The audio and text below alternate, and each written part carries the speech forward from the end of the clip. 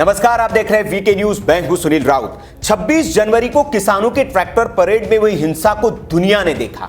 कैसे किसान नेताओं ने अपने कार्यकर्ताओं को भड़काकर उस दिन हिंसा करवाई, ये भी तस्वीरों में कैद है। देश की आन बान शान लाल किले पर क्या हुआ, ये भी सबको पता है। लेकिन किसान नेताओं ने अपने इस पाप पर पर्दा डालने के लिए एक नैरेटिव चलाया था। उनके इस कुकर्म में उनका साथ देश की वामपंथी गोटी मीडिया ने भी दिया था। वो नैरेटिव ये कि अभिनेता दीप सिद्धू बीजेपी का एजेंट है और बीजेपी ने यह हिंसा करवाई है। इसके लिए दीप सिद्धू की पुरानी कुछ तस्वीरें जो सनी देओल, गृह मंत्री अमित शाह और पीएम मोदी के साथ थी, उसको इसका हथियार बनाया गया। उसी को फैलाकर यह प्रोपेगेंडा रचाया गया कि हिंसा बीजेपी ने करवाई है।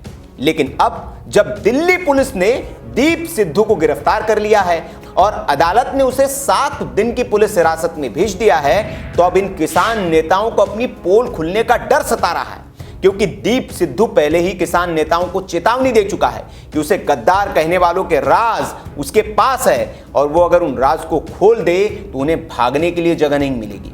इसलिए अब किसान नेता हड़बड़ा रहे हैं, छटपटा रहे हैं और उसी दीप सिद्धू के बचाव में उतर आए हैं जिसे वे बीजेपी एजेंट बता रहे थे।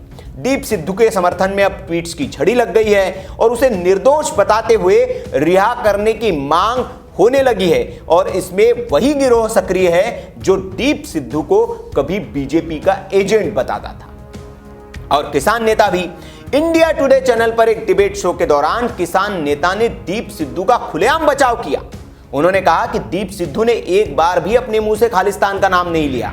किसान नेता रविंदर चीमा ने कहा कि अब तक किसी बात की पूरी जानकारी न हो कहना नहीं चाहिए। जहां तक खालिस्तान की बात है, लाल किले पर दीप सिद्धू या किसी भी किसान आंदोलनकारी ने खालिस्तान का नाम नहीं लिया, किसी ने खालिस्तान का झंडा नहीं लगाया। जो झंडा लगाया गया था वो निशान साहिब का था और जो गुरुद्वारे में लगता है।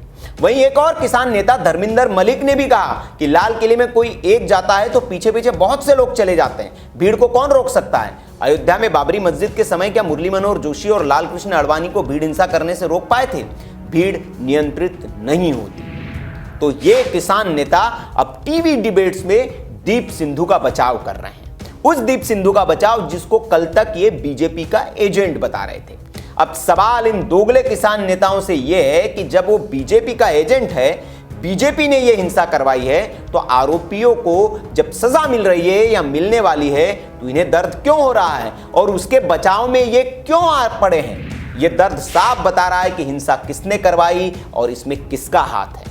वैसे ये तथ्य भी देर सवेर सामने आ ही जाएंगे और एक एक चेहरा इसमें बेनकाब होकर रहेगा, क्योंकि अब दीप सिद्धू पुलिस के हत्थे चढ़ चुका है और उससे पूछताछ हो रही है। जाहिर है पूछताछ में वो सब बताएगा जो किसान आंदोलन की आड़ में वहां हुआ, जो साजिश रची गई। क्योंकि अभी प्राथमिक जांच में जो तथ्य सामने आए, पुलिस को जो पूछताछ में पता चला है, उसमें दीप सिद्धू ने यह मान लिया है कि इसकी पहले ही तैयारी हो गई थी और उसे कई लोगों ने कहा था कि लाल किला जाना है, इसलिए वो 11 बजे पहले ही लाल किला पहुंच गया था। ये बातें अभी उसने बतानी शुरू कर दी है। आगे आगे देखिए वो क्या बताता है और एक एक ये जो किसान नेता है ये कैसे बेनकाब होते हैं। क्योंकि अब कांग्रेस के सांसद रवनीत सिंह बिट्टू भी लोकसभा में कह चुके हैं कि 26 जनवरी की साजिश योगेंद्र यादव ने रची थी। किसान नेता जो बनकर वहां आंदोलन कर रहे हैं उस योगेंद्र यादव ने रची थी और उन्होंने ये सारी हिंसा करवाई ताकि ये